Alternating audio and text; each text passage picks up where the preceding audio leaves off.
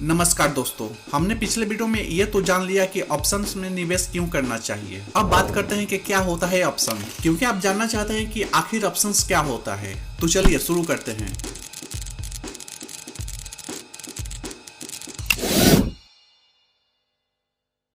Option एक ऐसा contract होता है जिसमें निवेश के लिए स्टॉक या इंडेक्स को एक तय कीमत और एक सीमित समय के लिए खरीदने और बेचने का अधिकार आपको मिलता है। मान लीजिए कि आप महीने के अंत तक एबीसी शेयरों को 500 रुपए की कीमत पर खरीदने के लिए एक कॉन्ट्रैक्ट खरीदेंगे, लेकिन आप एबीसी शेयरों को 500 रुपए की कीमत पर खरीदने के लिए बंधे नहीं हैं। लेकिन आपको महीने के अंत तक एबीसी शेयरों को खरीदने का हक है, इसलिए इस कॉन्ट्रैक्ट को ऑप्शन कहा जाता है, क्योंकि इसके साथ कोई आवश्यकता जुड़ा नहीं है कि आपको शेयर खरीदना ही होगा। लेकिन आप कॉन्ट्रैक्ट को खरीदते हैं तो उसके लिए आप कीमत चुकाते हैं, जिसे प्रीमियम कहा जाता है। आपको बता दूं कि ऑप्शन से जुड़े कॉन्ट्रैक्ट दो प्रकार के होते हैं, पहला कॉल ऑप्शन और दूसरा पुट ऑप्शन। इसको थोड़ा डिटेल में जानते हैं। कॉल ऑप्शन मतलब सीई के तहत आपको तय समय के लिए एक तय कीमत पर स्टॉक खरीदने का इजाजत दिया जाता है, और पुट ऑप्शन मतलब पीई के तहत आपको तय समय और तय कीमत पर स्टॉक बेचने का हक मिलता है। दोस्तों, कॉल और पुट समझने के लिए एक और एग्जांपल लेते हैं।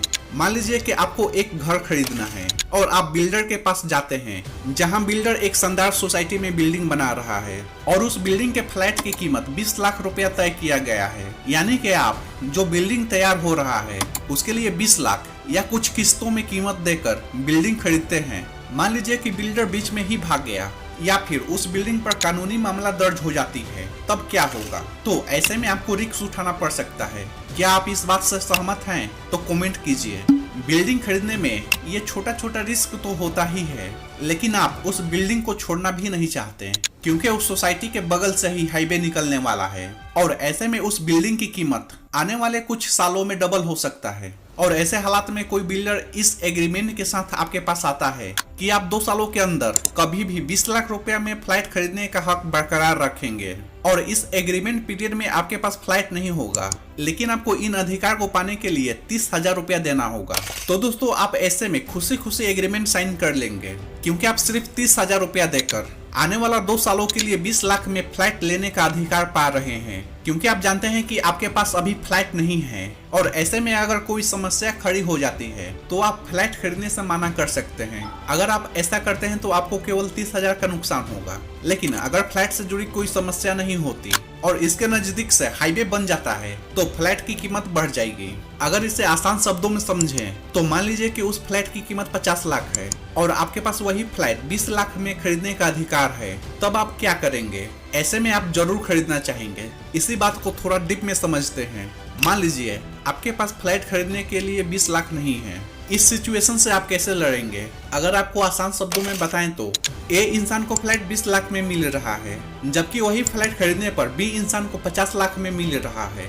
ऐसे में बी इंसान ये मौका गंवाना नहीं चाहेगा, यानी आप उस एग्रीमेंट को 30,000 में तो बेचेंगे नहीं, आप उस फ्लैट के एग्रीमेंट को ज्यादा कीमत पर बेचना चाहेंगे। और दूसरा इंसान यानी बी, जो आपसे फ्लैट खरीदने का अधिकार खरीद रहा है, बी इंसान भी ज्यादा कीमत पर खरीदकर खुश है, क्योंकि उसे 50 लाख के बजाय 20 लाख में फ्लैट खरीदने का अधिकार मिलता है। और ऐसा करके बी इंसान लगभग 30 लाख रुपया बचा लेता है। यानी आप भी खुश, क्योंकि आप 30,000 के एग्रीमेंट को ज्यादा रुपया में बेच दिए। वही बी इंसान भी खुश, क्योंकि आपसे फ्लैट के 30,000 के एग्रीमेंट को कुछ रुपया ज्यादा देकर खरीद लिया और अपना लगभग 30 लाख रुपया बचा लिया। अब अगर हम ऑप्शन ट्रेडिंग को इस फ्लैट के साथ जोड़कर देखते हैं तो इसके अलग अलग हिस्सा। कॉल ऑप्शन में कॉन्ट्रैक्ट के स्ट्राइक प्राइस 20 लाख रुपया होगा और कॉन्ट्रैक्ट के एक्सपायरी हुआ 2 साल, जिसमें ऑप्शन खरीदने के लिए दिए जाने वाला प्रीमियम 30,000 रुपया होगा। ऑप्शन ट्रेडिंग को आप इस तरह फ्लैट के उदाहरण से आसानी से समझ सकते हैं। दोस्तों, हम में से ज्यादातर लोग कुछ हेज फंड या कंपनियों को छोड़कर स्टॉक को खरीदते या बेचते नहीं हैं, बल्कि हम मार्केट में प्रॉफिट कमाने के लिए अधिकार यानी हम ऑप्शन कॉन्ट्रैक्ट को खरीदते और बेचते हैं। दोस्तों, इस वीडियो को हम यही समाप्त करते हैं और अगले वीडियो में बात करने वाले हैं ऑप्शन से जुड़ी कुछ और बेसिक नॉलेज के बारे में। अगर अभी तक आपने इस चैनल को सब्सक्राइब नहीं किया है तो प्लीज आपसे रिक्वेस्ट है कि इस चैनल को सब्सक्राइब करके मेरे साथ जुड़ जाइए। अगर आपको यह वीडियो पसंद आया हो तो लाइक करना मत भूलिएगा, और आपका मर्जी हो तो इस वीडियो को आप अपनों के साथ शेयर भी कर सकते हैं।